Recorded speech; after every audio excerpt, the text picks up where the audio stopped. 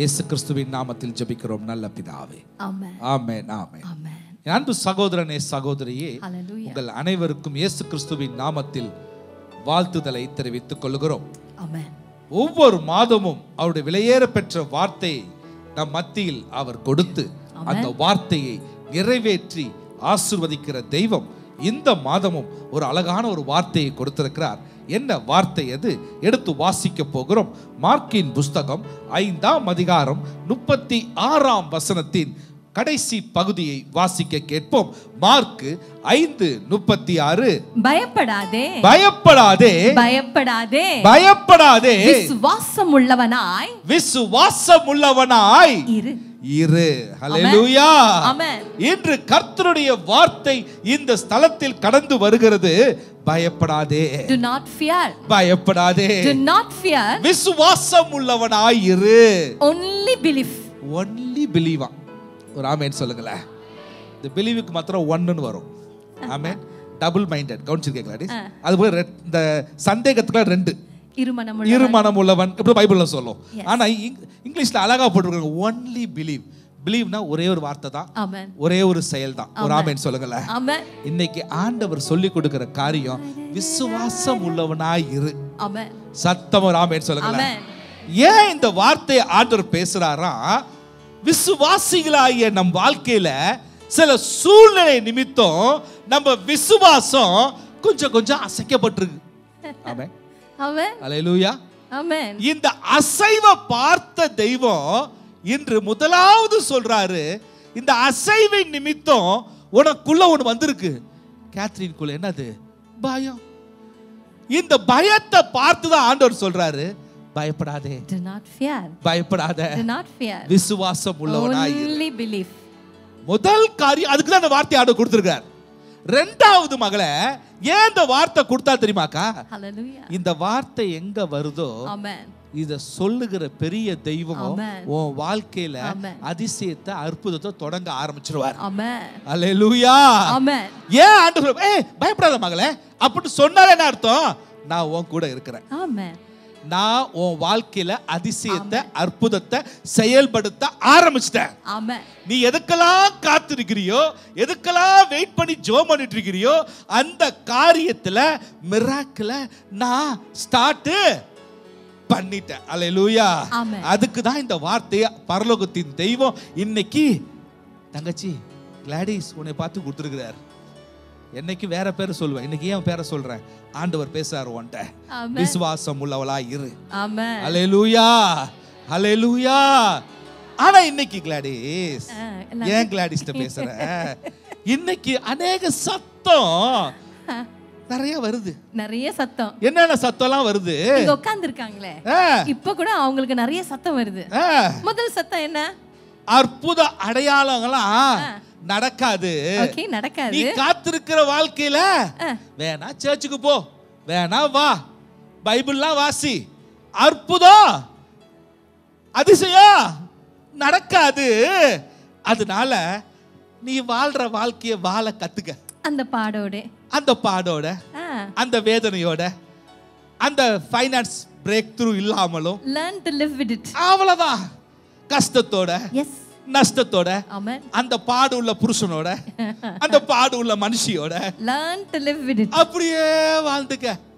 இப்படி ஒரு சத்தம் கேக்குது. ஆமா. ரெண்டாவது இப்படி ஒரு சத்தம் கேக்கும். just deal with it. ஏதா என்னவா? அத ஆண்டவர் சமாளிப்பார் நினைக்காத, நீனே சமாளி. நீயே டீல் பண்ணிக்கோ. ஏப்பா வெயிட் பண்ற? நீனே செய்ய ஆரம்பி. இப்ப கூட கேக்குதுல காதுல நிறைய பேர் பேசுறாங்கல்ல, ஏய் இதுக்கெல்லாம் ஆண்டவர் வரணுமா? என்ன மாலதி, அட நீனே செஞ்சுக்க அப்ப நிறைய பேர் பேசுவாங்க. இன்னொரு சத்தமும் உண்டாகும். என்ன சொல்லுவாங்கன்னா, இந்த பாரு உன் பிரச்சனை இன்னும் ஏதாவது அற்புதம் அதிசயம் நடக்குன்னு காத்திருக்காத, எல்லாம் முடிஞ்சு போச்சு. எல்லாம் முடிஞ்சு பாத்திமா, எல்லாம் முடிஞ்சிச்சு. ஏன் புலம்புற? இனிமே அவ்வளவுதான் உன் லைஃப்ல அற்புதம் அடையாளம் இனி நடக்க போதா? ஐயோ, எத்தனை நாள் காத்திருந்த? 1 வருஷம், 2 வருஷம், 7 வருஷம், 14 வருஷம், 28 வருஷம், இனிமே நடக்க போகுது. எல்லாம் ஃபுல் ஸ்டாப், முடிஞ்சிருச்சுன்னு ஒரு சத்தம் கேட்டே இருக்குது. 4வது ஒரு சத்தம் கேக்குது, எல்லாம் முடிஞ்சனால அத வந்து நீ அக்செப்ட் பண்ணிக்கோ. என்னவா நீ ஏத்துக்கொள்ளணும். என்னவா இயேசு சுவாமி பழைய ஏற்பாடுல தான் பாத்தீங்கன்னா, பழைய ஏற்பாடுல தான் நம்ம கேள்விப்படுறோம் என்னவா இயற்கைக்கு அப்பாற்பட்ட அதிசயம். செங்கடல், சிவந்த சமுத்திரம். அப்புறம் வந்து நீங்க பாத்தீங்கன்னா எதிரிகள் வரும் பொழுது ஆண்டவர் என்ன செஞ்சாரா, கல்மலையை அனுப்புனாரா, கலவிகளை முன்னுக்கு அனுப்புனாரா. நீங்க பாத்தீங்கன்னா சூரியன் அப்படியே நிற்க வச்சாரா, வானத்திலிருந்து மன்னாவை கொடுத்தாரு. பழைய ஏற்பாடு. ஆனா புதிய ஏற்பாட்டுல நடக்காது. அது சூப்பர் நேச்சுரல். அது நமக்கு நடக்கவே நடக்காது. அது சூப்பர் நேச்சுரல். இது இயற்கைக்கு அப்பாற்பட்ட காரியம்லாம் அக்செப்ட் பண்ணிக்கோ. இவங்க எல்லாம் என்ன வேணா பேசுவாங்க, ஆனா நடக்காது. இப்ப கூட கேக்குது காதுல, நிறைய காதுல கேட்டே இருக்கும். அடுத்தது இன்னொரு கூட்டம் இருக்கும். ஐயப்பா அவன் என்ன சொல்றான் தெரியுமா, உனக்கு வேணும், நல்லாவே வேணும், உனக்கு நல்லா வேணும், நீ ஆடிய உனக்கு கர்த்தரேவுட தட்டிக்கிறாரு. இன்னைக்கு அதான் ஒரு கூட்டம் பேசிட்டே இருக்கும். நீ செஞ்சது என்ன, ஏன் என்னை பார்த்து என்ன வெட்டுனா அவ, நல்ல வேலை கிடைச்சிருச்சு, கார் வந்துருச்சு, எனக்கு எல்லாம் வந்துருச்சு, நீ என்ன செஞ்ச வந்துச்சா, ஆண்டவர் தான் உன்னை தண்டிச்சார். என்ன சங்கீதா அப்படிலாம் வருதா? இப்படி ஒரு கூட்டம் பேசும். இப்படிலாம் சத்தம் அதிகமா சுத்தி சுத்தி வருதா? கடைசியா ஒரு ஹீரோ வருவார். இவங்களுக்கு ஹீரோ, நமக்கு ஹீரோ கிடையாது. இல்லப்பா இந்த கூட்டத்தோட தலைவன் பா. உங்களுக்கு இந்த மாதிரி பேசுறாங்கல்ல, அந்த கூட்டத்தின் தலைவன் கடைசியா வேலை செய்ய வருவான். அவனுக்கு மரியாதை கிடையாது. ஹீரோன்னு சொன்னா நினைக்காதீங்க, ஆஹா பெரிய ஹீரோன்னு. இல்ல அவன் என்னைக்குமே வில்லன் தான். யார் அவன்? என்ன சொல்லுவான்? அவன் வந்து அப்படியே காதுல சத்தமெல்லாம் சொல்ல மாட்டான், கிசு கிசுன்னு பேசுவான். என்னதான் பேசுவான்? உன்னை பார்த்து சொல்லுவான், நீ ஆராதிக்கிற தேவனுக்கு ஓ மீது கவலையே இல்லை, உன்னை கைவிட்டாரு, உன் மேல அக்கறையே இல்லை ஏசாமி. என்ன மகளே, உன்னை மறந்துட்டாரு. சக்தி உன்னை பார்த்து தான் சொல்றேன். நிறைய பேர் பேசுவாங்க, உன்னை மறந்துட்டாரு, உன்னை கைவிட்டாரு இப்படின்னு கிசு கிசு கிசுன்னு சொல்லுவான். அதுல எக்ஸ்ட்ரா ஒரு பிட்ட போடுவான் மாணிக்கம் ஐயா. அவர் மட்டும் மறக்கல, அந்த ஊழியக்காரங்களும் பத்தியா, அந்த பிரதர் சிஸ்டர் நீயே, அண்ணா அக்கா நீயே, அவங்களும் மறந்துட்டாங்க. புதுசா வந்தப்ப வாங்க நல்லா இருக்கீங்களா பிரைஸ் தி லார்ட் சொன்னாங்க. இன்னைக்கு எங்களை பார்த்து கூட கண்டுக்க மாட்டாங்க, கண்ணை மூடிட்டு உட்கார்ந்துறாங்க. எப்ப திரும்ப அவன் நிப்பாட்டுவான், உனக்கு இருதயத்துல சந்தேகம் வர்ற வரையிலும் கிசு கிசுட்டே இருப்பான். சத்தம்லாம் பேச மாட்டான், இப்படிதான் பேசுவான். இப்ப நம்ம பேசினாலும் அங்க காதுல கிசு கிசு ஓடிட்டே இருக்கும். பெரிய ஒரு சந்தேகம், என் கணவர் என் கூட தான் இருப்பாரா, கரெக்ட், என் கணவர் மாறுவாரா, இல்ல என் மனைவி உண்மையில என்ன நேசிப்பாங்களா. ஒரு கிசு கிசு சத்தம். என் பிள்ளைங்களுடைய அவங்களுடைய போக்கெல்லாம் பார்த்தா, அவங்க செயல்பாடுகள்லாம் பார்த்தா எதுவுமே நன்மை நடக்காது, எல்லாம் முடிஞ்சிச்சு. அதுவும் அவங்க வழியே இப்ப வேற விதமா போயிட்டு இருக்கும்போது அவங்களுடைய எதிர்காலம் எப்படி இருக்கும், ஒரு பெரிய ஒரு கேள்விக்குறியெல்லாம். சிலருக்கு வந்து ஒரு கிசு கிசு சவுண்ட் கேட்டுட்டே இருக்கும். உன் வேலையில உனக்கு உயர்வே இருக்காது, இந்த வேலை உனக்கு நிரந்தரமே கிடையாது, நீ கையிட்டு செய்யற இந்த வியாபாரம் அதுல ஆசீர்வாதமே இல்ல. என்ன பேசுவோம், இப்ப நாங்க பேசினாலும் ஒரு சத்தம் கேட்கும், உன்னோட பிசினஸ் எப்படி போகுதா, டவுன் டவுன் டவுன் டவுன். ஹல்லேலூயா. இல்லைன்னா நிறைய பேருக்கு வந்து அந்த கிசு கிசு சத்தம் என்னன்னா அவங்க திருமண உறவை குறிச்சு வரும். இல்லை என்றால் அவங்க சரீரத்துல ஒரு பலவீனம் வந்தது நிமித்தம், ஒரு ரிப்போர்ட் வந்தது நிமித்தம், ஒரு கலக்கத்தோடு ஒரு பயத்தோடு எல்லாம் முடிஞ்சிச்சு, இப்படிதான் நம்ம அக்செப்ட் பண்ணி இருக்கணும்னு சொல்லி இருக்கோம். ஊழியத்தை குறிச்சும் இருக்கோம், முக்கியமா உங்களை குறிச்சே நிறைய பேருக்கு ஒரு பெரிய ஒரு டவுட். அதனாலதான் நீங்க ஆண்டவர் சொல்றாரு, பயப்படாதே, விசுவாசம் உள்ளவனாய் இரு. ஆமென். நான் உன்னை விட்டு விலக மாட்டேன், உன்னை கைவிட மாட்டேன், உன்னை மறக்க மாட்டேன். ஆமென். அதனால திருப்பியும் சொல்றாரு, பயப்படாதே, விசுவாசம் உள்ளவனாய் இரு. ஆமென். only believe. only believe. ஆமென் சொல்லுங்களே, பக்கத்துல பார்த்து சொல்லியா, only believe. ஹல்லேலூயா. விசுவாசம் உள்ளவனாய் இரு. ஆமென் அப்படின்னு சொல்லுங்களே பக்கத்துல பார்த்து. ஆமென். ஹல்லேலூயா. சகோதரனே சகோதரியே மகளே, விசுவாசம் உள்ளவளாய் இரு. ஆமென். எல்லாம் மாறப்போகுது. ஒரு ஆமென் சொல்லுங்க. ஆமென் ஆமென். ஹல்லேலூயா. சொல்லுவோமா? இன்னைக்கு விசுவாசம் உள்ளவனாய் இருன்னு சொன்னார்னா, திருப்பியும் சொல்றேன், அதிசய அற்புதம் உன் வாழ்க்கையில கர்த்தர் செயல்படுத்த ஆரம்பிச்சிட்டார்னு அர்த்தம். ஆரம்பிக்க போறாரு இல்ல, ஆரம்பிச்சிட்டார். அல்லேலூயா. அதான் இன்னைக்கு ஆண்டவர் சொல்றாரு, விசுவாசிக்கிறவனுக்கு எல்லாம் கூடுமா. மார்க்கின் புத்தகம் 9:23 சொல்லுகிறது, விசுவாசிக்கிறவனுக்கு எல்லாம் கூடும். யோவான் 11:40 சொல்லுகிறது, நீ விசுவாசித்தால் தேவனுடைய மகிமைய. ஏன் விசுவாசிக்க சொல்றாருன்னா, உன் வாழ்க்கையில மகிமை உண்டாகணுமா, செந்தில் வாழ்க்கையில மகிமை உண்டாகணுமா, விசுவாசி. வேற ஒண்ணுமே கிடையாது. இனிமேல உங்க வாழ்க்கையில எப்பேற்பட்ட பிரச்சனை பாடு வந்தாலும் யாராவது உங்க காதுல வந்து சொல்றாங்களா, அப்ப உடனே என்ன சொல்லணும், தேவா நீங்க அவ்வளவுதான் விசுவாசி. Only believe. ராமேன் சொல்லுங்களேன். Only believe. ராமேன் சொல்லுங்களேன். மூணாவது மத்தேயு 21:22 என்ன சொல்லுகிறதுமா, நீங்கள் விசுவாசம் உள்ளவர்களாய் ஜெபத்தில் எவைகளை கேட்கிறீர்களோ அவைகளை எல்லாம் பெறுவீர்கள். அவைகளை கொஞ்சம் பெறுவீர்கள். அவைகளை எனக்கு பிடிச்சத உனக்கு செய்வேன் அப்படி இல்ல, அவைகள் எல்லாம் பெறுவீர்கள். ஒரு ஆமென் சொல்லுங்களேன். அந்த வார்த்தையை எழுதின தெய்வம் தான் சொல்றாரு, விசுவாசம் உள்ளவனாய் இரு, நீ பயப்படாத. பயப்படாத. உன் சரீரத்தை குறித்து பயப்படாத, உன் சூழ்நிலையை குறித்து பயப்படாத, உன் மகளை குறித்து பயப்படாத, உன்னுடைய வேலையை குறித்து பயப்படாத. இன்னைக்கு பரலோகத்தின் தெய்வம் சொல்றாரு, எப்பேற்பட்ட நெருக்கமான சூழ்நிலையா இருக்கட்டும், அத சுலபமா அத தலைகீழா மாற்ற வல்லமை பொருந்திய தெய்வமா இந்த ஸ்தலத்துல நான் வந்திருக்கிறேன். ஹalleluya. ஆமென். ஆமென். நீ விசுவாசம் உள்ளவனா இருக்கும் பொழுது, when you believe, what will happen, கர்த்தர் உனக்கு செய்ய போகும் miracles என்ன எழுதி கொள்ளலாம். நீயும் நானும் அவர் மீது விசுவாசமா இருக்கும் பொழுது, விசுவாசம் உள்ளவனா இருக்கும் பொழுது, when you believe, what are the miracles God is going to do for you. உன் வாழ்க்கையில எப்பேற்பட்ட அற்புதத்தையும் அதிசயத்தையும் அவர் செய்ய போறார். முதல் காரியம், திராணிக்கு மேலாக சோதிக்க விட மாட்டார். ஆமென். ஒரு அருமையான வார்த்தை. நாங்கள் இருவரும் ஜெபித்து கொண்டு இருக்கும் பொழுது ஆண்டவர் சொன்னாரு, திராணிக்கு மேலாக உன்னை நான் சோதிக்க விடவே மாட்டேன்.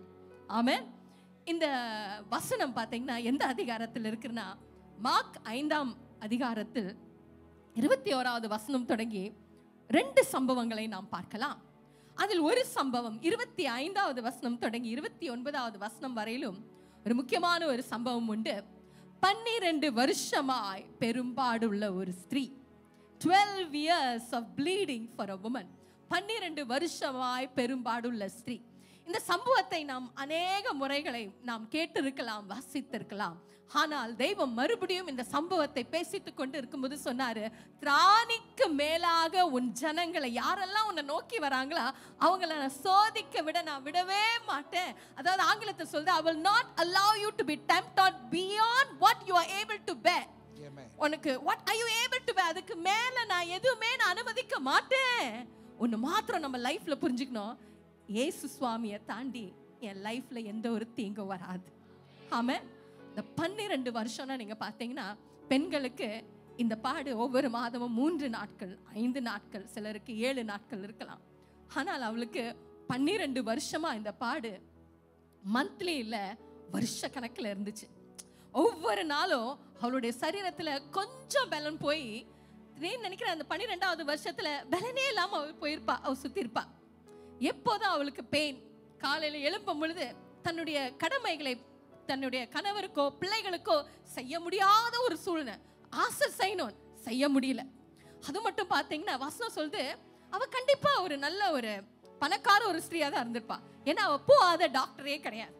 இன்னைக்கு அமர்ந்திருக்கிற நீங்க சொல்லலாம், நான் சித்தா டாக்டரை போய் பார்த்துட்டேன், நான் ஹோமியோபதி டாக்டரை போய் பார்த்துட்டேன், ஆயுர்வேதிக் டாக்டரை பார்த்துட்டேன், வெஸ்டர்ன் டாக்டரை பார்த்துட்டேன், நான் என்னோட சரீரத்துல டாக்டர் சொல்லிட்டாங்க எனக்கு இந்த பெண்களுக்குரிய பாடு, என் வயித்துல ஒரு கர்ப்பப்பையில ஒரு கட்டி இருக்கு, அது போயிட்டே இருக்கு, அது பெருசாயிட்டே இருக்கு, இல்லைன்னா எனக்கு இந்த ப்ளீடிங் நிக்கவே மாட்டுது, பயங்கர பாடு. அப்ப இந்த ஸ்திரீ என்ன செஞ்சாலும் அவ பார்க்காத டாக்டரே கிடையாது. கண்டிப்பா கஷாயத்தை குடிச்சிருப்பா, அவளோட டயட் பிளான்லாம் வேற மாதிரி இருந்திருக்கும். அந்த ஸ்திரீயை போலதான் இன்னைக்கு அநேக பெண்கள் அமர்ந்திருக்கலாம். உங்களுடைய நாட்கள் வருஷங்கள் அப்படியே போயிட்டே இருந்திருக்கலாம். ஒரு நல்ல ஒரு குடும்ப உறவு இல்லாமல், தூக்கம் இல்லாமல், நிம்மதி இல்லாமல், ஒரு தனித்த ஒரு சூழ்நிலை. அதுல முக்கியமா பாத்தீங்கன்னா அவ வாழ்ந்த நாட்கள்ல யூதர்களுக்கு இந்த பெண்கள், இந்த யூதர்களுடைய முறைமையின்படி இந்த பெரும்பாடு இருக்கும் பொழுது, அந்த ப்ளீடிங் டைம்ல இருக்கும் பொழுது அவங்களை என்ன செய்வாங்களாம், ஒதுக்கி வைப்பாங்களாம். அதுக்கு பேரு தீட்டு என்று சொல்லுவாங்க. சரி, சில நாட்கள் அன்கிளீன் தீட்டா இருக்கலாம். ஆனா 12 வருஷமும் ஒரு தீட்டா ஒதுக்கப்பட்ட இருந்தா எப்படி இருக்கும்? ஹல்லேலூயா, ஹல்லேலூயா. இன்னைக்கு நிறைய கேள்விப்படுறோம். அநேக பெண்களுக்கு இதான் பிரச்சனை. கர்ப்பப்பையில ஒரு பிரச்சனை. இன்னைக்கு அநேகர் அமர்ந்திருக்கலாம், அங்க ஒரு கட்டி இருக்கலாம். டாக்டர் பார்த்து சொல்லலாம், அந்த கட்டியை பார்க்கும்போது ஒரு சந்தேகம் இருக்கு, என்ன செஞ்சு பார்க்கலாம்னு சொல்லுவாங்க, ஸ்கேன் பண்ணி பார்க்கலாம், ஒரு டெஸ்ட் எடுத்து பார்க்கலாம், அந்த பயாப்சி ரிப்போர்ட்டுக்கு நீங்க காத்திருக்கலாம், எதுவாக இருக்கலாம். அவளும் அப்படிதான் இருந்தா. எல்லாமே தோத்து போய், எல்லாமே செலவழித்து, ஒன்றுமே பிரயோஜனம் இல்லாம அவ கலங்கி உங்களை போலதான் இருந்தா. ஹல்லேலூயா. ஆனா என்ன நடந்துச்சுன்னா, மார்க் 5:28 வசனம், 27வது வசனம் நீங்க பாத்தீங்க. 28 ஆங்கிலத்திலும் தமிழ்ல 27 சொல்கின்றது, இயேசுவை குறித்து கேள்விப்பட்டு நான் அவருடைய வஸ்திரத்தை ஆகிலும், அவருடைய வஸ்திரங்களை ஆகிலும் தொட்டால் என்னவா சொஸ்தமாவேன் என்று சொல்லி அவ என்ன செஞ்சா? அவ பயப்படாம அவ விசுவாசிச்சா. ஆமென். She only believed Jesus can heal me. ஆமென். ஆமென். இன்னைக்கு உன்னுடைய சரீரத்துல எப்படிப்பட்ட எப்பாற்பட்ட, அதாவது மேபி ஆண்களாக அமர்ந்திருக்கலாம், கர்ப்பப்பையில பெண்களுக்கு நாங்கள் பேசிக்கொண்டிருக்கிறோமா, ஆண்களுக்கு பலவிதமான வியாதிகள், நோய்கள் இருக்கலாம். திடீர்னு நைட்ல பாத்தீங்கன்னா ஒரு பக்கம் எனக்கு அப்படியே மறுத்து போகுது என்று சொல்லலாம். திடீரென்று குடும்ப பிரஷர்னால, வேலை பிரஷர்னால எனக்கு அடிக்கடி ஒரு பயங்கரமான தலைவலி என்று சொல்லலாம். நீங்க பாத்தீங்கன்னா உச்சம் தலைந்து உள்ளம் பாதம் வரைக்கும் என்னென்ன வியாதிலாம் இருக்கலாம், அப்படிப்பட்ட வியாதிக்குள்ள அநேகருங்க அமர்ந்து இருக்கலாம். ஆனா அந்த ஸ்திரீ என்ன செஞ்சாலா, அவ அவருடைய வஸ்திரத்தை நான் தொட்டா நான் சுஸ்தமாவேன். ஏன்னா அவ கேள்விப்பட்டா இயேசு ஒருவர் இருக்கிறார், அவர் அற்புதத்தையும் அதிசயத்தை செய்வார். எப்ப செய்வாரா? when everything is over. Yes. ஹல்லேலூயா. திராணிக்கு மேலாக சோதிக்க விட மாட்டா என்று சொல்றா. அவ போய், உங்களுக்கு நல்லா தெரியும், இயேசுவை தொடுறா. இன்னைக்கு நீங்களும் உங்க சரீரத்துல எந்த இடத்துல ஒரு பலவீனமா இருக்கோ அந்த இடத்த கொஞ்ச நேரம் நினைச்சுக்கோங்க. இல்லைன்னா அந்த இடத்துல கொஞ்ச நேரம் கையை வச்சு, இந்த வார்த்தை எனக்கு வந்திருக்கு, ஆண்டவரே நான் எனக்கு பிலீவ் பண்றேன், I am healed. Hallelujah. நான் இன்னைக்கு விசுவாசிக்கிறேன், கர்த்தர் இயற்கைக்கு அப்பால் பட்ட விதத்துல எனக்கு சுகத்தை கொடுக்கிறேன். ஆமென் என்று சொல்ல முடியுமா? ஹல்லேலூயா. என்ன நடக்கும் தெரியுமா? ஏசாமி அவளை பார்த்து மார்க் 5வது அதிகாரம் 34வது, அவ நம்பிக்கையோடு வரா, நம்பிக்கையோடு ஏசாமியை தொடுறா. தொட்ட மாத்திரத்திலே அவளோட உதிரப்போக்கு நிற்கின்றது. ஏசாமி அவளை பார்த்து என்ன சொல்கின்றார்? மகளே. அவளை பார்த்து என்ன சொல்றாரா? இயேசு அவளை பார்த்து, மகளே, இன்னைக்கு உங்களை பார்த்து அவர் சொல்றாரு, my daughter, உன் விசுவாசம் உன்னை ரட்சித்தது. ஹல்லேலூயா. யாரோ இல்லைங்க, இந்த வானத்தையும் பூமியும் உண்டாக்கினவர் பார்த்து சொல்றாரு, தகப்பன் பார்த்து சொல்றாரு, மகளே, ஹல்லேலூயா, என்னவா உன் விசுவாசம் உன்னை ரட்சித்தது, நீ சமாதானத்தோடே போ. ஆமென். உன் வேதனை நீங்கி சுகமாயிரு. யாரெல்லாம் சுகத்தை பெற்றுக்கொண்டீங்க? ஹல்லேலூயா. யாரெல்லாம் சுகத்தை பெற்றுக்கொண்டீங்க? ஆமென். ஹல்லேலூயா. இன்னைக்கு ஆண்டவர் முதல்ல ஒரு மிகப்பெரிய சுகத்தை விசுவாசிக்கும் பொழுது கொடுக்கிறார். ஆமென். சத்தமா ஆமென் சொல்லுங்களேன். நீ விசுவாசித்தால் தேவனுடைய மகிமையை காண்பாய். இன்னைக்கு அநேக எனிமி சத்தம் காதுல ஒலிச்சிருக்கலாம். அந்த சத்தம் எப்பேற்பட்ட சத்தம் முதலே உங்களுக்கு சொல்லி கொடுத்துட்டோம். அந்த சத்தத்தெல்லாம் ஒதுக்கு, இன்னைக்கு விசுவாசமா இரு. இன்னைக்கு பெரிய மிராக்கிளை கர்த்தர் உன் வாழ்க்கையில செயல்படுத்த ஆரம்பிச்சிட்டார். நாளைக்கல்ல, நாளானைக்கல்ல, அடுத்த வாரம் இல்ல, இந்த செகண்ட் எப்ப இந்த வசனம் இந்த ஸ்தலத்துல வெளியானதோ அந்த நிமிஷமே மிராக்கிள் ஆரம்பிச்சிருச்சு. இரண்டாவது, விசுவாசிக்கும் பொழுது மரித்த காரியமும் உயிர்ப்பிக்கப்படும். ஆமென். ஆமென். ஆமென். மரித்த காரியமும் உயிர்ப்பிக்கப்படும். இரண்டாவது மிராக்கிள் இதே அதிகாரம். ஆமென். இந்த வாசித்த பகுதியில மார்க் புத்தகம் 5ஆம் அதிகாரம் 22-43 இந்த சம்பவமும் வருகிறது. என்ன சம்பவம்? 22ஆம் வசனத்தை வாசிக்க கேட்போம். அப்பொழுது ஜெப ஆலய தலைவரில் ஒருவனாகிய யவீரு என்பவன் வந்து அவரை கண்டவுடனே அவர் பாதத்திலே விழுந்து. யார் அவன்? ஒரு மிகப்பெரிய பதவியில் இருக்கிறான். எப்பேற்பட்ட பதவினா, ஜெப ஆலயத்தின் தலைவன் என்ற பதவியில் இருக்கிறான். அந்த இயேசு கிறிஸ்து ஊழியம் செய்த காலங்கள்ல இயேசு கிறிஸ்துவின் ஊழியத்தை ஜனங்கள் அங்கீகரித்தார்கள், ஆனால் அதிகாரிகளோ இல்ல பரிசேயர்களோ அங்கீகரிக்காத காலத்தில் இந்த ஜெப ஆலய தலைவன் ஒரு மிராக்கிளுக்காக மிகப்பெரிய பதவியில் இருப்பவன் இயேசுவை நோக்கி வருகிறான். இதுவே இயேசுவின் ஊழியத்தில் அடுத்த பரிமாணத்தை காட்டுகிறது. அந்த இடத்துல எதற்கு வரான்னா அடுத்த வசனம் சொல்லுது, என் குமாரத்தி மரண அவஸ்தைப்படுகிறாள். ஒரு ஜெபத்தை ஏறெடுக்கிறான் இயேசுட்ட வந்து. என்ன மகளே என்ன கேட்கிறான் வந்து, என் மக உடம்பு சரியாம மரண படுக்கையில இருக்கிறா அப்படி ஜெபம் பண்றான். அவள் ஆரோக்கியம் அடையும்படிக்கு நீர் வந்து அவள் மேல் உமது கைகளை வையும். ஐயா நான் கேள்விப்பட்டேன். எப்படி முன்பாக ஒரு சகோதரியை தியானிச்சோம்ல, இங்கேயும் சொல்றான், நான் கேள்விப்பட்டிருக்கேன், உங்க கையை வச்சு ஜெபம் பண்ணீங்கன்னா உடனே விடுதலை ஆகும். சம்பத்தையா சொல்வார் அடிக்கடி, ஐயா எனக்கு ரொம்ப பலவீனம், நீங்க வந்து நீங்களும் சிஸ்டரும் என் மேல கையை வைங்கய்யா, சுகத்தை பெற்றுக்கொள்வேன் அப்படி பாரு. அதே போல கையை வைப்போம், ஐயா நல்லாயிட்டேன், வேகமா நடப்பாரு. தவழ்ந்து தவழ்ந்து அப்படியே நம்ம சொல்றது காலை இழுத்து இழுத்து நடக்கிற மனுஷன் வேகமா நடப்பார். ஏன்னா அது விசுவாசம். அதே போல இங்க உள்ள மனுஷன் சொல்றாரு, ஐயா நீங்க வந்து என் பொண்ணு மேல கைய வச்சு ஜெபம் பண்ணா போதும், என் பொண்ணு அப்பொழுது பிழைப்பாள். அப்ப பிழைப்பாள் என்று யார் சொல்றா? அவரை மிகவும் வேண்டிக் கொண்டான். அப்ப வேண்டிக் கொண்டான், ஒரு ஜெபத்தை நிறைவேற்றி விடுகிறான். அடுத்த வசனம் என்ன சொல்லுது? 25 அவர் அவனோடே கூட போனார். 24 சொல்லுது, இயேசு சாமி சொல்லுங்களேன், இயேசு சாமி இயேசு யாரோட போனாரு? யாவீரோட போனார். அந்த மனுஷனோடயே போனார். அப்ப ஜெபத்திற்கு பதில் வந்துருச்சா வரலையா? வந்துருச்சா வரலையா? சத்தமா சொல்லுங்களேன், வந்துருச்சா வரலையா? அந்த ஜெபம் பதில் வந்த பொழுதும் அவன் மக உயிரோட தான் இருக்கிறான், ஆனா செத்து போல. இன்னைக்கு அநேகர் அப்படிதான். உன் வாழ்க்கையில அநேக ஜெபத்தை ஏறெடுக்கிறோம்.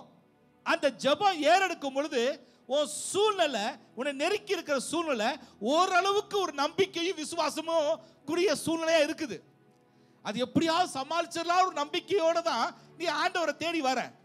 ஆனா நீ ஆலயத்துக்குள்ள ஜெபிக்க ஆரம்பிக்கும் பொழுது ஆண்டவர் இமானுவேல் ஸ்டீவனை பார்த்து சொல்றாரு, அந்த சூழ்நிலைக்கு ஒரு ஹீலிங் கொடுக்க, அந்த சூழ்நிலைக்கு ஒரு முடிவை கொடுக்க நான் உன் கூட வரேன் தம்பி, உன் கூட வர மகளே அப்படின்னு சுஜா அக்கா பார்த்து ஆண்டவர் பேசிட்டார். ஆனா பேசின பிறகுதான் இங்க பெரிய காரியம் நடக்கும். என்ன நடக்கும்? அப்பதான் பெரும்பாலுள்ள ஸ்திரீ வருவா. வாசிச்சு பாருங்களேன், அங்க வந்து அவரை தொடுவா, ஒரு மிராக்களை பெற்றுக்கொள்வா. மிராக்களை பண்ணும் பொழுது பக்கத்துல எவருக்கு எப்படி இருந்திருக்கும்? அந்த தகப்பனுக்கு எப்படி இருந்திருக்கும்? ஐயோ டைம் ஆதே, ஐயோ டைம் ஆதே.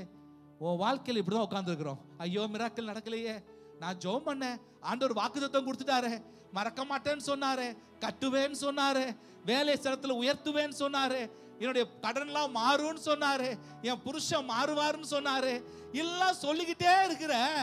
ஆனா உனக்கு சம்டைம் மெசேஜ் வரலாம். இன்னைக்கு ஜெபத்துக்கு புறப்பட்டு வரும்போது கூட சில நேரங்கள்ல இருந்த சூழ்நிலை இன்னும் ஒஸ்டா இருக்கலாம். எப்படியா? இந்த மனுஷனுக்கு இப்படிதான் ஒஸ்டாச்சு. எப்படி ஒஸ்டாச்சு? அதே அதிகாரத்துல 35 வாசியமா, ஜெப அவர் இப்படி பேசிக் கொண்டிருக்கையில் ஜெப ஆலய தலைவனுடைய வீட்டிலிருந்து சிலர் வந்து உம்முடைய குமாரத்தி மரித்து போனா. என்னாச்சா? ஐயா நீ கொஞ்சம் நம்பிக்கை வச்சிருந்த, அந்த நம்பிக்கை இவர் கை வச்சா சுகமாயிருவான்னு நினைச்ச, ஆனா அந்த நம்பிக்கை முழுமையா முடிஞ்சு போச்சு. எனக்கு ஏதாவது நடக்கும் நினைச்சில்ல, அந்த நடக்க வேண்டிய காரியம் இனி நடக்கவே நடக்காதுன்னு சொல்லி ஒரு சத்தம் வருது. எல்லாம் முடிஞ்சு போச்சு. போதகரை வருத்தப்படுத்தாத. இன்னைக்கு ஒரு லைஃப்ல அதுதான், என்னைக்கு நீ ஜெபம் பண்றியோ அன்னைக்கு உனக்கு ஒரு மறு உத்தரவு வந்தும் உன் வாழ்க்கையில பதில காணலனா நீ கலங்காத. நீ அந்த பதிலுக்காக காத்திருந்தா இன்னைக்கு உன்னை பார்த்து நான் பேசுறேன், விசுவாசம் உள்ளவனாயிரு. மிராக்கிள் இப்பொழுது ஆரம்பிச்சிருச்சு. ஐயோ நான் பல நாள் ஜெபித்திருந்தேன், ஆனா பதில் வர்ற மாதிரி இருந்துச்சு, ஆனா அந்த பதில் வந்து எனக்கு பலன் இல்லாதபடி, அதனால எந்த பிரோஜனமும் எனக்கு வாழ்க்கையில உண்டாகாதபடி அந்த சூழ்நிலை மிக மோசமா போச்சு. ரிப்போர்ட் வந்துருச்சு, முதலமாவது கொஞ்சம் கிட்னி வேலை செஞ்சுச்சு, இப்ப கிட்னி ஃபுல்லா பழுதடைஞ்சு போச்சு. என்ன நடக்க போகுதுன்னு தெரியல, எல்லாம் செத்து போச்சு பிரதர், எல்லாம் முடிஞ்சு போச்சு பிரதர். ஆனா உன் கூட வரேன்னு சொன்னவர் பெரியவர். அவருக்கு இயற்கைக்கு அப்பாற்பட்ட காரியத்தை செயல்படுத்த முடியும். ஏன்னா வானத்தையும் பூமியும் சிருஷ்டித்தவர் அவர். உன் பக்கத்துல இருக்கிறவர் பெரியவர் என்பதை முதலாவது உணர்ந்துக்கொள். அவர் உன் இல்லத்துக்கு வரேன்னு சொல்லிட்டாலே உன் இல்லத்துல எப்பேற்பட்ட சூழ்நிலை இருந்தாலும் அந்த சூழ்நிலைக்கு மேலானவர் உன் இல்லத்துக்குள்ள வரப்போகிறார். அவர் சொல்றாரு, கவலைப்படாத, மறிச்சிருந்தாலும் என்னால பிழைக்க வைக்க முடியும். அல்லேலூயா. அவர் வீட்டுக்குள்ள போறாரு. 41-42 என்ன சொல்லுகிறது? பிள்ளையின் கையை பிடித்து தலிதா குமி என்றார். அதற்கு சிறு பெண்ணே எழுந்திரு என்று உனக்கு சொல்லுகிறேன் என்று அர்த்தமாம். உடனே சிறு பெண் எழுந்து நடந்தார். என்ன நடந்துச்சு? எழுந்து நடந்தார்.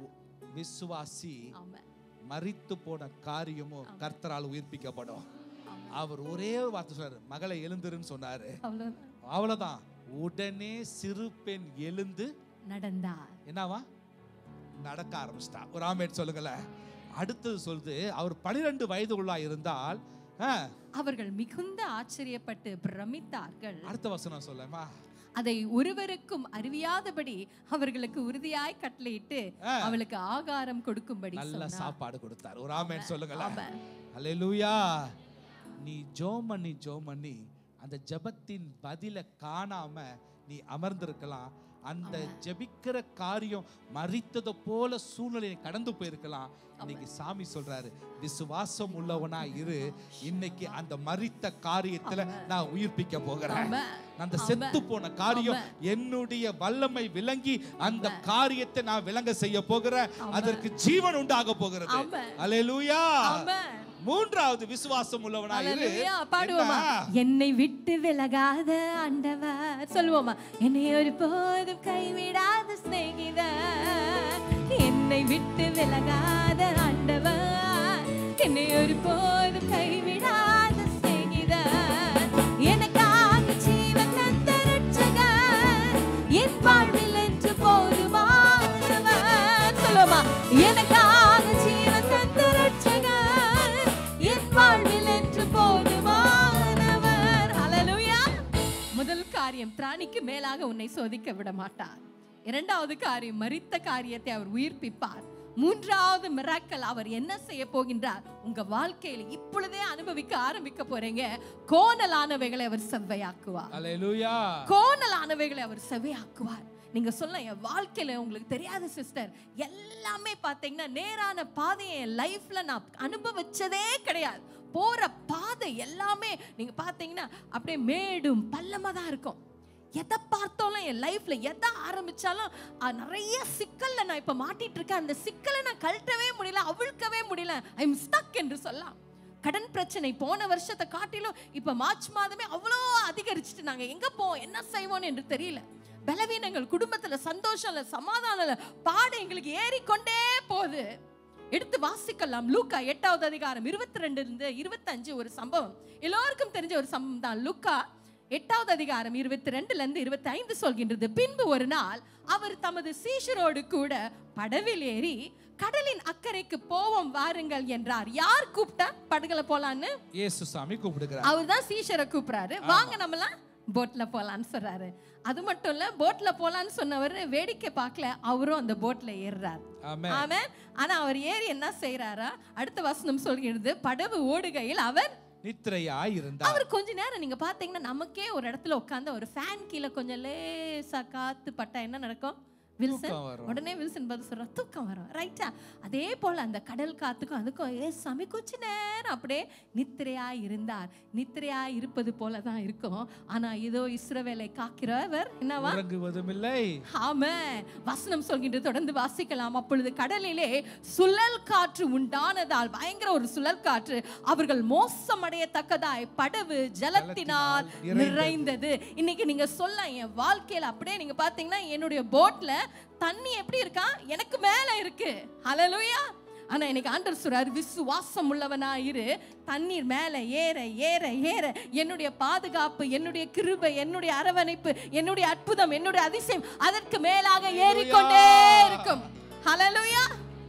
மறந்துடாதீங்க, நாங்க அநேகத்துல சபையில சொல்வோம், ஊழியத்துல சொல்வோம், ஜீசஸ் உங்க போட்ல தான் இருக்கிறார். ஆமென். அவர் எங்கேயோ இல்ல, he is in my boat. அவர் ஏன் படகுல இருக்கிறார். ஏன் சாமி ஏன் படகுல இருக்கும்போது, ஏன் வீட்டுல இருக்கும்போது, ஏன் வியாபாரத்துல இருக்கும்போது, ஏன் தொழில என் கூட இருக்கும்போது, ஏன் சரீரத்துல அவர் இருக்கும் பொழுது எனக்கு சேதம் வரவே வராது. ஹல்லேலூயா. கோணலானவைகளை அவர் நிச்சயமாய் அவர் நேராக செவ்வாய்ப்படுத்தி முடிப்பார். இன்னைக்கு யாரெல்லாம் பயங்கரமான பிரச்சனையில இருக்கீங்களோ, சிக்கல், இதை போடவே முடியாது, யாருமே இதற்கு விமர்சனமே இல்லை. ஆண்டவர் சொல்றாரு, இஃப் யூ பிலீவ். இப்படிதான் எங்களுக்கு ஒரு சகோதரன் தெரியும். அவருக்கு நீங்க பாத்தீங்கன்னா கோர்ட் கேஸ் மட்டும் 23 கோர்ட் கேஸ் ஒரு நாள். ஆனால் அவர்கிட்ட ஆண்டவர் பேசினாரு, உன்னுடைய சிக்கல்களை நான் அவிழ்த்து போடுவேன். ஆமென், நான் அவிழ்த்து போடுவேன். ஏன்னா என் தேவன் என்ன செஞ்சாரா, அவங்களாம் பயந்தாங்களாம், எஸ் சாமி நாங்க மரித்து போறோம் என்று சொன்ன மாத்திரத்திலே எடுத்து வாசிக்கலாம். அவர் எழுந்து என்ன செஞ்சாரா, காற்றையும் கடலையும் ஜலத்தின் கொந்தளிப்பையும் அதட்டினார். உடனே அவைகள் நின்று போய் அமைதல் உண்டாயிற்று. ஆமென். உன் லைஃப்ல மறந்துடாத, இப்படி ஒரு பாடு பிரச்சனை வரும்போது நீ புலம்பாத, ஜஸ்ட் பிலீவ். ஆமென். நீ சூழ்நிலையை பார்க்காத, மாத்திரம் நம்பு, ஜஸ்ட் பிலீவ். நீங்க ஆண்டவர் சொல்றாரு, only believe. விசுவாசம் உள்ளவனாயிரு. அவர் என்ன செய்யறாரா, அந்த காற்றும் அந்த புயலும் இன்னைக்கு உங்களை மிரட்டலாம்.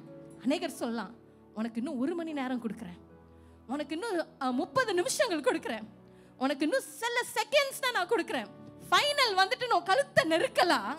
எப்படி நெருக்கினாலும் எனக்கு தெரியும், காற்றையும் கடலையும் அமைதிப்படுத்தின தேவன் என்னுடைய தெய்வம். அல்லேலூயா. ஆமென். அதை தொடர்ந்து வாசிக்கும் போது அவங்க சொல்றாங்க, யார எடுத்து வாசிக்கலாம். அவர் எழுந்து காற்றையும் ஜலத்தின் கொந்தளிப்பையும் அதட்டினார், உடனே நின்று போயிட்டு 25வது வசனத்தை போடுப்பா. 25. அவர் அவர்களை நோக்கி, உங்கள் விசுவாசம் எங்கே என்று சொன்னார். அவர்கள் பயந்து ஆச்சரியப்பட்டு, இவர் யாரோ காற்றுக்கும் ஜலத்துக்கும் கட்டளையிடுகிறார். இவர் யாரோ? நமக்கு அந்த கேள்வி இருக்கவே கூடாது. அந்த தெய்வம் யாரு? அவர் என்னுடைய தெய்வம். இந்த காற்றும் கடலும் இயற்கையும் அவருடைய கைக்குள் இருக்கிறதே, அந்த தெய்வத்தை தான் நான் ஆராதிக்கின்றேன். அந்த தெய்வத்து மீது தான் நான் இன்னைக்கு ராத்திரி வேளையில விசுவாசம் உள்ளவனாய் நான் இருக்கிறேன். ஹல்லேலூயா. அதனால் கோணலான எந்த காரியமாக இருக்கட்டும், ஆண்டவர் இன்னைக்கு ஸ்ட்ரெயிட் படுத்துறார். ஹல்லேலூயா. ஆமென். ஆமென். ஆமென். ஏன்னா உன் போட்ல இயேசு இருக்கிறார். ஆமென். ஹல்லேலூயா. ஆமென். சேர்த்துல விசுவாசம் உள்ளவனாயிரு. இன்னைக்கு நீ கடந்து போற உன் போட்ல வினோத் யார் இருக்கிறா? யார் இருக்கிறா? சாலமோன யார் இருக்கிறா? இயேசு இருக்கிறார். ஆமென். அதுக்கு தான் ஆண்டவர் சொல்றாரு, விசுவாசம் உள்ளவனாயிரு. மிராக்கிள் ஆரம்பிச்சிருச்சு. ஆமென். உன் கோணலான காரியங்களை செவ்வாய்ப்படுத்த போறேன். ஆமென். நாங்க எல்லாத்தையும் சொல்லித்தான் நீங்க அனுப்ப போறோம். டைம் ஆச்சுன்னு மெசேஜை முடிக்க போறது இல்ல. ஹல்லேலூயா. எத்தனை மணி நேரம் லேட் ஆனாலும் பொறுமையா கேட்டு போ. ஆமென். ஏன்னா இந்த இரவை நீ மிஸ் பண்ணிட்டீனா அதிசயம் அற்புதம் வாழ்க்கையில இனி வருவது ஒரு கொஸ்டின் மார்க் தான். ஏன்னா நம்ம அதிகமா விசுவாசத்துக்கு புறம்பான வார்த்தைகள் தான் உன் செவியில விழுந்துகிட்டே இருக்குது. நீ எங்க போனாலும் விசுவாசத்துக்குரிய வார்த்தை எங்கேயுமே உண்டாகல. ஆனா இந்த ஸ்தலத்துல மாத்திரம்தான் விசுவாசத்திற்குரிய வார்த்தை உன்னுடைய செவிக்கு நேராய் உன் வாழ்க்கைக்கு நேராய் விதைக்கப்பட்டு கொண்டே இருக்கிறது. இந்த விசுவாசம் உனக்குள்ளாய் திணிக்கப்பட்டு நீ வளர ஆரம்பிச்சிட்டீனா மிராக்கிளும் அதிசயமும் உன்னை நோக்கி வர ஆரம்பிச்சிடும். அடுத்ததாக தீமைய நன்மையாக மாற்றுவார். நீ விசுவாசித்தினா இன்னைக்கு உன் சூழ்நிலை சில தீமையின் பாதைக்குள்ள நடப்பது போல இருக்கலாம். ஆனா அந்த தீமைய பரலோகத்தின் தெய்வம் நன்மையாக மாற்றுவார். வேதத்தில் ஒரு அழகான சம்பவம் உண்டு. லூக்கா புஸ்தகம் 13ஆம் அதிகாரம் 11 தொடங்கி இந்த வசனம் இப்படியாய் ஆரம்பிக்கிறது. 11வது வசனம். அப்பொழுது 18 வருஷமாய் பலவீனப்படுத்தும் ஆவியை கொண்ட ஒரு ஸ்திரீ அங்கே இருந்தாள். அவள் எவ்வளவும் நிமிரக்கூடாத கூனியாய் இருந்தாள். இது ஆண்டவர் பேசும் பொழுதே, ஒரு கூனி எப்போதும் நிமிர்ந்து நிற்க முடியாது. இப்ப திடீர்னு இந்த ஸ்தலத்துல ஒருத்தங்களை நான் பிளான் பண்ணி இப்ப இருக்கிற ரோஸ்லினை அவமானப்படுத்திடுறேன். என்ன ரோஸ்லின், உன்னை கேவலமா திட்டுறேன் எல்லாரும் முன்னாடி. உடனே எப்படி போவ? அண்ணன் என்னை திட்டாரு அப்படி சொல்லிட்டு போவியா? என்ன செய்வ? தலை குனிஞ்சு அப்படியே யார்கிட்டையும் பேசாம வெளியே போயிடும். 18 வருஷம் இந்த மனுஷி தன் வாழ்க்கையில கூனி குறுகி தன் பின்பாக பேசுகிற அநேகர் வார்த்தையை கேட்டு கேட்டு அநேக முறை அவள் கண்ணீரோடு தான் போயிருப்பா. உன் வாழ்க்கையில இந்த கூனியை போல வெட்கப்பட்டு அந்த வெட்கம் ஒரு நாளா இருந்திருக்கலாம், இல்ல 6 மாசமா இருந்திருக்கலாம், இல்ல கடந்த 4 வருஷமா இந்த வெட்கத்தின் பாதையில ஒரு வியாபாரத்தின் நிமித்தம் வெட்கம், இல்ல உன் மகனின் நிமித்தம் வெட்கம், ஒரு திருமண காரியத்தின் நிமித்தம் வெட்கம், இல்ல உன் குடும்பத்தார் மத்தியில ஒரு வெட்கத்தின் நிகழ்வு. நான் என் குடும்பத்தார் மத்தியில தலை காட்ட முடியல, வெட்கம். நான் கூடி குறுகி போய் இருக்கிறேன்.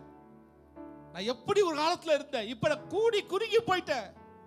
இந்த கூனியை போல உன் வாழ்க்கை ஒரு வெட்கத்துக்குரிய காரியமாக இருக்கலாம். இல்ல உன் வேலையை நிமித்தம், ஐயோ ஜாப்ல இப்படி இருந்த, இந்த ப்ரொமோஷன் கிடைக்கும்னு சொன்னாங்க, ஆனா என்னோட கீழே இருக்கவெல்லாம் மேல ப்ரொமோட் ஆகி போயிட்டு இருக்கிறான், நான் அப்படியே இருக்கிறேனே, ஒரு வெட்கம். உன்னுடைய வியாபாரத்துல எனக்கு அப்புறம் கடை ஆரம்பிச்சவங்களா இன்னும் வளர்ந்துட்டே போறாங்களே, ஒரு வெட்கம். ஒரு சின்ன சம்பவத்தின் நிமித்தம் என்னுடைய அம்மா வீட்டுக்கு போக முடியல, என் மாமா வீட்டுக்கு போக முடியல, என் குடும்பத்தார் என்ன அவமானமா பார்க்கிறாங்க, ஒரு வெட்கம். நீ தலைக்குடிவோடு இருந்துட்டு இருக்கலாம். இல்ல இந்த பட்டணத்துல ஐயோ இந்த ஊர் தான் சொல்லி வந்தேனே, இந்த ஊர்ல தலை காட்ட முடியலையே, என் பிளாட்ஸ்ல நான் ஏறி இறங்க முடியலையே, அவமானம். நான் தலை குடிந்து இருக்கிறேன், எனக்கு அடைக்கலம் சபைதான் வந்தேனே, சபையிலையும் ஒரு வெட்கம், தலை காட்ட முடியலையே. அன்பு மகளே மகனே, நீ விசுவாசித்தால் உன் வெட்கத்தை கர்த்தர் நன்மையா மாற்ற போகிறார். நீ நினைக்காத, நான் அடிக்கடி எல்லா பிரசங்கத்திலும் இந்த வார்த்தையை சொல்வேன், நீ எங்க வெட்கப்பட்டியோ அங்கே நிலைச்சிரு. இன்னைக்கு விசுவாசமா இரு, அதே இடத்துல கர்த்தர் தலையை உயர்த்துவார். நீ எங்கெல்லாம் வெட்கப்பட்டியோ அந்த இடத்த விட்டு ஓட பார்க்காத. அடிக்கடி நான் சொல்ற வார்த்தை இது. இன்னைக்கு சாமி சொல்றாரு, அவ சபையில 18 வருஷம் இந்த கூனி குறுகி இருந்தவ ஆலயத்துக்குள்ள போறா. அங்க இயேசு சாமி வராரு. 12ஆம் வசனத்தை போடுப்பா. இயேசு அவளை கண்டு, இன்னைக்கு ஆண்டவர் நீ உன் வெட்கத்தை பார்த்து உன்னையும் பார்க்கிறார். இயேசு 18 வருஷமா கூனி குறுகி இருந்த அந்த மனுஷியை கண்டு ஒரு ஆமென் சொல்லுங்களேன். என் இயேசு பார்த்தா அற்புதம், என் இயேசு தொட்டா அற்புதம். யாரெல்லாம் நம்புறீங்க ஒரு ஆமென் சொல்லுங்களேன். என் இயேசு பேசினா அற்புதம், என் இயேசு தூங்குனாலும் அற்புதம் உண்டாகும். ஆமென். உன் கோணான காரியம் செவ்வையாகும். என் இயேசுவை தொட்டாலும் அதிசயம் உண்டாகும், அவர் தொட்டாலும் அதிசயம் உண்டாகும். என் இயேசு கண்டாலே அதிசயம். இன்னைக்கு நீ எங்க வெட்கப்பட்டியோ, உன் வேலை இடமா இல்ல உன்னோட வியாபாரமா உன் குடும்பமா, அந்த வெட்கத்தை பரலோகத்தின் தெய்வம் கண்டு, இயேசு கண்டு உடனே என்ன சொல்றாரு, நம்மிடத்தில் அழைத்து இன்னைக்கு சொல்றாரு விசுவாசம் உள்ளவனாய். அவர் சொன்ன மாத்திரத்துல அவ வேகம் என்ன செய்றா, ஸ்திரியே உன் பலவீனத்தின் நின்று விடுதலையாக்கப்பட்டாய் என்று சொல்லி 13ஆம் வசனம், அவள் மேல் தமது கைகளை வைத்தார். கைய வச்சாரு, உடனே அவள் நிமிர்ந்து தேவனை மகிமைப்படுத்தினார். உடனே நிமிர்ந்து தேவனை மகிமைப்படுத்தினார். இன்னைக்கு சாமி சொல்றாரு, உன் வெட்கத்துக்கு பதிலாக இரட்டத்தனையான நன்மையை கொடுத்து உன் தலையை நான் உயர்த்த போகிறேன். எங்க நீ வெட்கப்பட்டு நிக்கிறியோ அந்த இடத்துல கர்த்தர் அந்த தீமையை நன்மையா கர்த்தர் மாற்றி இருக்கிறார். நீ விசுவாசித்தால் உன் வாழ்க்கையில வந்த எல்லா தீமையும் நன்மையா மாறப்போகுது. ஒரு ஆமென் சொல்லுங்களேன். அப்ப தீமைக்கு பஞ்சமே இல்லாம உட்கார்ந்து இருக்கிறோம், கவலைப்படாத, உன் தீமை எல்லாம் நன்மையா மாறப்போகுது. ஹல்லேலூயா. திகையாதே கலங்காதே மனமே, நான் உன்னுடன் இருக்க பயம் ஏன். திகையாதே கலங்காதே மனமே, நான் உன்னுடன் இருக்க பயம் ஏன். உன் கண்ணீர் யாவையும் துடைத்திடுவேன், கண்ணீர் யாவையும் துடைத்திடுவேன், உன் கவலைகள் யாவையும் போக்கிடுவேன். ஹல்லேலூயா. 5வது காரியம், நீ அவரை only believe, அவரை மாத்திரம் விசுவாசம் உள்ளவனாய் நீ பயப்படாமல் பிடித்து கொண்டிருக்கும் போது, 5வது காரியம், உன்னோடு கூட அவர் இருந்து செய்யும் காரியம் பயங்கரமாயிருக்கும். ஆமென். உன்னோட கூட இருந்து அவர் செய்யும் காரியம் பயங்கரமாயிருக்கும். இந்த ஊழியத்தின் பாதையில் எங்களுக்கு அதிகமாய் ஆண்டவர் பேசின வார்த்தை இதுதான், நான் உன்னோடு கூட இருந்து செய்யும் காரியம் பயங்கரமாயிருக்கும். இதை குறித்து பேசும் பொழுது யோவானின் புஸ்தகம் 4வது அதிகாரத்துக்கு ஆண்டவர் 4லிருந்து 30வது வசனத்திலிருந்து சில காரியங்களை எங்களோடு பேசிக் கொண்டிருந்தார். நீங்க பாத்தீங்கன்னா 4வது வசனத்திலிருந்து 8வது வசனம் வரையிலும் இயேசு சுவாமி சமாரியா என்ற ஒரு பட்டணத்துக்குள்ளாய் அதன் வழியாய் அவர் பிரவேசித்து அவர் போய் உட்கார்றார். அவர் என்ன செய்யறாருன்னா, அவர் சீஷர்கள் எல்லாம் அனுப்பிட்டு ஒரு கிணற்றின் அருகே அவர் போய் அமர்றார். அது கரெக்டா பயங்கரமான வெயில் நேரம். வசனம் சொல்கின்றது அது 6ஆம் மணி நேரம். அப்ப 6ஆம் மணி நேரம் என்று சொன்னால் மத்தியானம், கரெக்டா 12 PM, 12 மணி. அப்ப அந்த 12 மணிக்கு வெயில் எப்படி இருக்கும் நமக்கு நல்லாவே தெரியும். அப்ப அந்த நேரத்துல அவங்க அமர்ந்திருக்கும் பொழுது ஒரு ஸ்திரீ கடந்து வரா. அல்லேலூயா. அவதான் அந்த சமாரியா ஸ்திரீ. அந்த ஸ்திரீ பாத்தீங்கன்னா ஆண்டவர் அவளை பார்த்து சொல்றா, அம்மா நீ தண்ணீர் முண்டுகிட்டு இருக்கல, என் தாகத்துக்கு தண்ணீர் கொடு என்று சொல்லி கேட்கும் பொழுது அவ ஆச்சரியமா கேட்கிறா, நீர் யூதராச்சே, நாங்க சமாரியர்கள் ஆச்சே. நீங்க பாத்தீங்கன்னா வரலாறு சொல்கின்றது இந்த யூதர்களுக்கும் சமாரியர்களுக்கும் என்னைக்குமே ஒத்தே போகாது.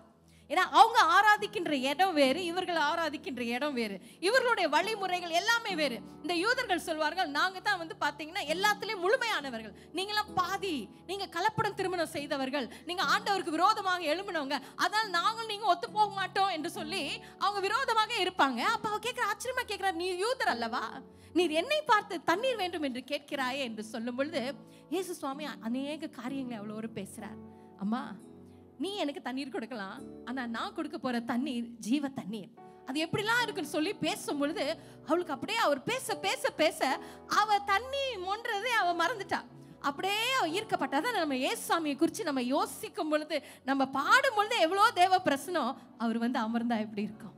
பேச பேச என்ன நடக்குதுன்னா 9வது வசனம் தொடங்கி 19வது வசனம் வரையிலும் அவர் கேட்குறாரு, அம்மா நம்ம பேசிக்கிட்டே இருக்கோம்ல, நீ வேணா உன் வீட்டில் போய் உன் வீட்டுக்காரரை கூட்டிட்டு வாயே, அவரை நான் சந்திச்சா நல்லா இருக்கும்ல, கணவன் மனைவியா ஃபேமிலி கிட்ட நான் ஊழியம் செய்வேன் என்று சொல்லும் பொழுது அவர் சொல்ற, எனக்கு கணவர் இல்லை புருஷன் இல்லை என்று சொன்னேன்னு அவர் சொல்றார், உண்மைதாமா, இப்போ உனக்கு புருஷன் இல்லை தான், ஆனா உனக்கு 5 புருஷர் இருந்தார்கள். எத்தனையா?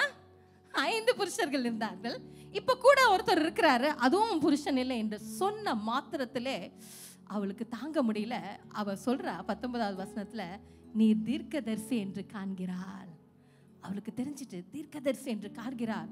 அப்ப அவர் பேச பேச நாங்க ஒரு மேசியாக்கு காத்துட்டு இருக்கிறோம்னு சொல்லும் போது அவர் சொல்றார், நான் தான் என்று சொன்ன உடனே அவளுக்கு தாங்கவே முடியல. ஏய், என்ன குறிச்சு ஒருத்தர் பேசுறாரு, என் லைஃபை குறிச்சு பேசுறாரு. அவள் லைஃப் பார்த்தீங்கன்னா அவ்வளோ மோசமா இருந்தது நிமித்தம் அந்த பட்டணத்துல இருக்கிற பெண்கள்லாம் அதிகாலையிலே என்ன செய்வாங்க, தண்ணி எடுக்கணும்னா எப்போ போவாங்க. இப்ப நம்ம தண்ணி பிடிக்கணும்னா எப்போ ஸ்டார்ட் பண்ணுவோம், காலையிலே ஆரம்பிப்போமா. ஆனா அவ ஏன் 12 மணிக்கு போறா? ஏன்னா அவள் லைஃப் சரி கிடையாது. அவன் எங்க போனாலும் யாராவது அவளை பத்தி பேசுவாங்க என்று சொல்லி இந்த வெயில் நேரத்துல யாருமே வராத நேரத்துல அவ தனியா போலான்னு பார்த்தாரு. அங்க இயேசுவாமி அவளுக்காக காத்து கொண்டிருந்தா. ஆமென். இதுக்குதான் அர்த்தம், உன்னோடு கூட இருந்து நான் செய்யும் காரியம் பயங்கரமா இருக்கும். ஆமென். என்ன தெரியுமா செய்யறா? 28வது வசனத்துல ஒரு அருமையான ஒரு வார்த்தை எங்களை அப்படியே ஈர்த்தது. என்ன 28வது வசனம் சொல்கின்றது, அப்பொழுது அந்த ஸ்திரீ தன் குடத்தை வைத்து விட்டு ஊருக்குள்ளே போய் ஜனங்களை நோக்கி, தான் செய்த எல்லாவற்றையும் ஒரு மனுஷன் எனக்கு சொன்னார், அவரை வந்து பாருங்க. என் லைஃப்ல நடந்ததெல்லாம் சொன்னாரு, அவரை வந்து பாருங்க, அவர் கிறிஸ்துதானோ என்றால். அப்பொழுது அவர்கள் ஊரில் இருந்து புறப்பட்டு அவரிடத்தில் வந்தார்கள். என்ன நடந்துச்சா? அவ போய் ஓடி போய் சொல்றாளாம், இங்க ஒருத்தர் பார்த்தேன், அவர் கிறிஸ்துதானோ என்று சொன்ன மாத்திரத்தில் அவ போய் ஷேர் பண்றா. உடனே அந்த ஊரே ஓடி வருதா. அல்லேலூயா. ஆனா 28வது வசனத்துல ஒரு முக்கியமான ஒரு வார்த்தை இருக்குல்லப்பா. என்ன அந்த வார்த்தை? மறுபடியும் எடுத்து வாசிப்போம். 28. அப்பொழுது அந்த ஸ்திரீ தன் குடத்தை வைத்து விட்டு. என்னவா? கமான் சொல்லுங்க. ஐயோ, அவ தண்ணி எடுக்க போனது எதுல எடுக்கணுமா? குடத்துல. அந்த குடத்தையே விட்டுட்டு போயிட்டாலாம். ஏன் தெரியுமா? அந்த குடம் ஃபுல்லா என்ன இருந்துச்சுன்னா, அவ வாழ்க்கையில நடந்த எல்லா பழைய சம்பவங்கள், பழைய பாவங்கள், அவ வாழ்க்கையில பாத்தீங்கன்னா இருந்த பழைய பலவீனங்கள். இன்று நம்ம கூட எல்லாரும் ஒரு குடத்தை தூக்கி வச்சுட்டு தான் இன்னைக்கு வந்திருக்கோம். எவ்வளவுதான் தேவனோட வார்த்தையை கேட்டாலும் எல்லாம் ஒரு பாட் வச்சிருக்கோம். எங்க வச்சிருக்கோம்? இடுப்புல அப்படியே சுமந்துட்டு இருக்கோம். வார்த்தையை கேட்டுட்டு போகும்போது அந்த பாட்டோட அந்த குடத்தோட தான் வெளியே போறோம். என்னவா? என் கடனுக்கு எப்ப முடிவு வரும்? எனக்கு ஞானமே இல்லை, எனக்கு படிப்பறிவு இல்லை, எப்படி ஆண்டவர் என் கூட இருந்து பயங்கரமான காரியத்தை செய்வாரு? எனக்கு பணமே இல்லையே, எனக்கு அழகு இல்லையே, எனக்கு தாளந்து இல்லையே. மேபி இங்க மேல இருக்கிறவங்களோட ஆண்டவர் செய்வாரு, என்னோட எப்படி ஆண்டவர் செய்வாரு? அந்த ஆண்டவர் செய்ய போறாருன்னு சொல்றனால தான் அந்த நம்பிக்கை அவர் மேல அவளுக்கு வந்துச்சு. அதனால தான் உடனே அந்த குடத்தை இறக்கி வச்சுட்டு அந்த ஊருக்கு போனா. ஹல்லேலூயா. அந்த மோமன் அந்த குடத்தை இறக்கணும்னு அவ எல்லாத்தையும் சரண்டர் பண்ணிட்டா.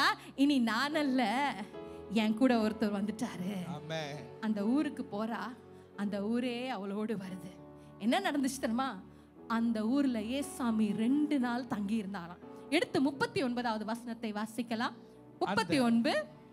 நான் செய்த எல்லாவற்றையும் எனக்கு சொன்னார் என்று சாட்சி சொன்ன அந்த ஸ்திரீயினுடைய வார்த்தை நிமித்தம், அந்த ஸ்திரீயினுடைய வார்த்தை நிமித்தம் அந்த ஊரில் உள்ள சமாரியரில் அநேகர், அந்த ஊரில் உள்ள சமாரியர் அநேகர் அவர் மேல் விசுவாசம் உள்ளவர்கள் ஆனார்கள். ஆமென். அல்லேலூயா.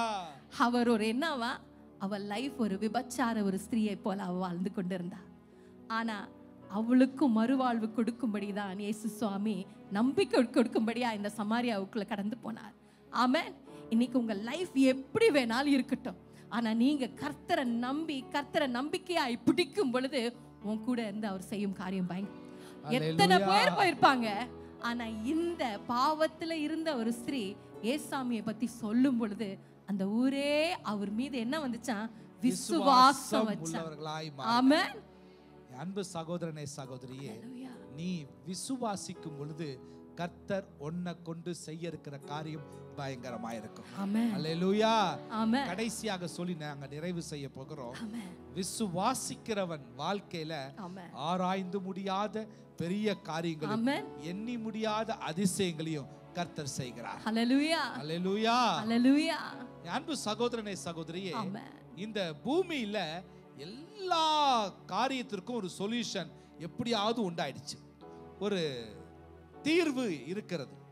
முதல் காரியமாக நான் சொல்லுகிற காரியத்தை தவிர இன்னைக்கு அநேகர் என் பாவத்தை குறிச்சு எனக்கு ஒரு பயம் இருக்குது, அதற்கு ஏதாவது தீர்வு இருக்கான்னா ஒரு கேள்விக்குறிதான். இரண்டாவது, மரணத்தை குறிச்சு இன்னைக்கு அநேகருக்கு பயம் இருக்குது. நான் எப்ப செத்து போவேன், சீக்கிரம் செத்துருவேனா, எனக்கு இங்க வலி இருக்குது, இந்த ரிப்போர்ட்லாம் அப்படி சொல்லுது, நான் மரணம் சந்திச்சிருமே அப்படின்னு ஒரு பயத்தோட கூட இன்னைக்கு தீர்வு இல்லாம வாழ்ந்து கொண்டிருக்கிறோம். மூன்றாவது, இன்னைக்கு ஒரு தீர்வு இல்லாத ஒரு சூழ்நிலை என்னன்னா, நான் மரிச்ச பிறகு என்ன நடக்கும், நான் செத்துட்டா என்ன நடக்கும், நான் எங்க போவேன். இந்த கேள்விக்கு தான் இன்னைக்கு ஆண்டவர் சொல்றாரு, நீ விசுவாசம் உள்ளவனா இரு, இதற்கு எல்லாத்துக்கும் ஆராய்ந்து முடியாத ஒரு சிந்தைக்கு அப்பாற்பட்ட அதிசயத்தை அற்புதத்தை நீ கேட்கிற கேள்விக்கு பதிலா நீ கொண்டு வர போகிற. என்ன பதிலா? முதல்ல ஆண்டவர் சொல்றாரு, உன் பாவத்தை, பாவம்னாலே இந்த மாதம் ஃபுல்லா எல்லாருக்கும் தெரியும், இந்த கொஞ்ச நாள்ல குட் ஃப்ரைடே சர்வீஸ் வரப்போகுது. அந்த குட் ஃப்ரைடே சர்வீஸ் எதற்கா? வேதம் என்ன சொல்லுகிறது? 1 யோவான் 1:7 என்ன சொல்லுகிறது? இயேசு கிறிஸ்துவின் இரத்தம், இயேசு கிறிஸ்துவின் இரத்தம் சகல பாவங்களையும் நீக்கி, சகல பாவங்களையும் நீக்கி நம்மை சுத்திகரிக்கும். அல்லேலூயா.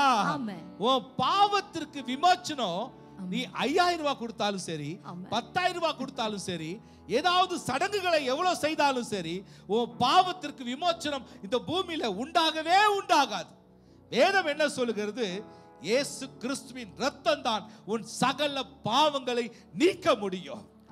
உன் விசுவாசம் உன் பாவத்தை போக்குகிறதற்கு நேராய் எப்படி வரணும்னா, என் விசுவாசம் என் பாவத்தை போக்குன்னு நம்பிக்கை இரத்தத்தின் மீது வரும் பொழுது உன் விசுவாசத்தின்படி உன் பாவம் மன்னிக்கப்படும். அல்லேலூயா. அல்லேலூயா. இரண்டாவது, யோவானின் புத்தகம் 11ஆம் அதிகாரம் 25ஆம் வசனம் இப்படியாய் சொல்லுகிறது, இயேசு அவளை நோக்கி, நானே உயிர்த்தெழுதலும் ஜீவனும். இன்னைக்கு எல்லாருக்குள்ளயும் மரண பயம், இன்னைக்கு மரணத்தை குறித்தான ஒரு பயத்தோடு இருக்கிறோம். அதற்கு முழு சொல்யூஷனை இன்னும் பூமி காணல. அந்த மரணத்துக்குரிய கிருகுதான் இந்த காரியத்தை கர்த்தர் பேசுகிறார். வாசிமா. இயேசு அவளை நோக்கி, நானே உயிர்த்தெழுதலும் ஜீவனுமாய் இருக்கிறேன், என்னை விசுவாசிக்கிறவன் மரித்தாலும் பிழைப்பா. சத்தம் ஒரு ஆமென் சொல்லுங்களேன். நீ மரித்தாலும் பிழைப்பா என்கிற அழகான வார்த்தையை கர்த்தர் இந்த நாளில் உனக்கு கொடுத்து கொண்டிருக்கிறார். என் மகனே, மகளே, நீ விசுவாசிக்கும் பொழுது முதலாவது உன் பாவத்தை கர்த்தர் மன்னிக்கிறார். நீ விசுவாசிக்கும் பொழுது மரித்தாலும் பிழைக்கத்தக்கதான ஒரு கிருபையை கர்த்தர் கொடுக்கிறார். மூன்றாவது, நாம் மரணத்திற்கு பின் என்ன நடக்கும், இததான் பரலோகத்தின் தேவன் அழகா ஒரு வார்த்தை சொல்றாரு. யோவான் புஸ்தகம் 14ஆம் அதிகாரம் முதல் 3 வசனங்கள். உங்கள் இருதயம் கலங்காதிருப்பதாக தேவனிடத்தில் விசுவாசமாயிருங்கள். தேவனிடத்துல யாரெல்லாம் விசுவாசிக்கிறீங்களோ என்னிடத்திலும் விசுவாசமாயிருங்கள். 2ஆம் வசனம், என் பிதாவின் வீட்டில் அநேக வாசஸ்தலங்கள் உண்டு. நீ மரித்த பிறகு என் பிதாவின் இடத்துல அநேக வாசஸ்தலங்கள் உண்டு.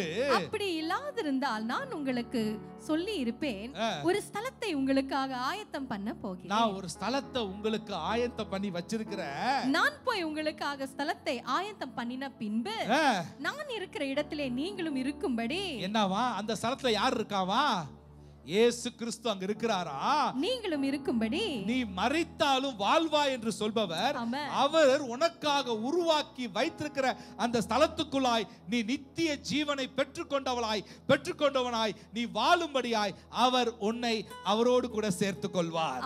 அல்லேலூயா, அல்லேலூயா. இதை நீ விசுவாசித்தால் இதெல்லாம் நீ ஆராய்ந்து முடியாத பெரிய காரியம். உன் சிந்தையில எண்ணி பார்க்க முடியாத ஒரு அதிசய அற்புதம் என்னன்னா, நீ மரித்தாலும் வாழ்வாய், நித்திய வாழ்வை வாழ்வாய். அதான் நீங்க ஆண்டவர் சொல்றாரு, நீ விசுவாசி, நான் நித்திய வாழ்க்கையை உனக்கு கொடுப்பேன். நீ விசுவாசி, உன் பாவத்தை மன்னிப்பேன். நீ விசுவாசி, மரித்தாலும் பிழைப்ப. சத்தமா ஒரு ஆமென் சொல்லுங்களேன். அல்லேலூயா. விசுவாசிக்கிறவனுக்கு எல்லாம் கூடும். சத்தம் ஒரு ஆமென் சொல்லுங்க. இன்னைக்கு நீ கத்துக்க வேண்டிய முதல் ஒரு பாடம், only believe. நான் இன்னைக்கு நம்ப போறேன், நான் இயேசுவை நம்ப போறேன். நான் மரித்தாலும் பிழைப்பேன். என் பாவம் விசுவாசிக்கிறேன். என் பாவம் இன்னைக்கு இயேசுவின் ரத்தம் கழுவி என்னை சுத்திகரித்தது. யாரெல்லாம் சொல்ல முடியும்? நான் மரித்தாலும் பிழைப்பேன். யாரெல்லாம் சொல்ல முடியும்? நான் எனக்காக ஒரு ஸ்தலம் ஆயத்தமாக பண்ணப்பட்டிருக்கிறது. யாரெல்லாம் சொல்ல முடியும்? அல்லேலூயா. விசுவாசிக்கிறவன் எல்லாம் பெற்றுக்கொள்வான். அல்லேலூயா. ஒரு விஷயம் எல்லாரும் எழுந்து நின்று